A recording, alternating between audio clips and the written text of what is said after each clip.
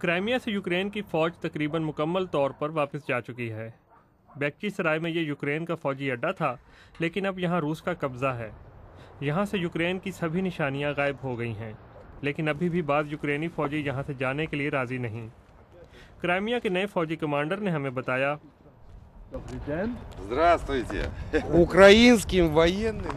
Ukraine के फौजियों को यहाँ कोई खतरा नहीं है।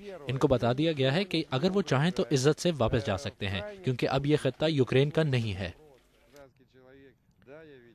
बाद यूक्रेनी फ़ौजी पैसे लेकर वापस चले गए हैं। बाकी को क्राइमिया की फ़ौज में शामिल होने और रूसी शहरियत की पेशकश की गई थी।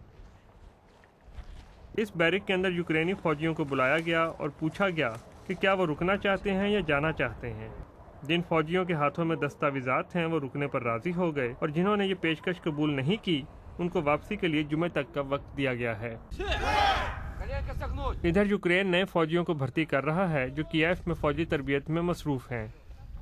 ये फ़ौजी कीव के इंडिपेंडेंट स्क्वायर में तो मुतहर्रिक थे, लेकिन अब रूस के दबाव तले उन्हें अपने मुल्क के दिफा का नया चैलेंज है। यूक्रेन की फ़ौज का रूसी फ़ौज से कोई मुकाबला नहीं, लेकिन वो उसका सामना करने का हौसला रखती है। यूक्रेन की फ़ौज का कहना है कि उन्हें रूसी फ़ौज से ख़तरा है। इसके बावजूद यूक्रेन की फ़ौज ये कहती है कि क्राइमिया यूक्रेन का हिस्सा था, है और रहेगा।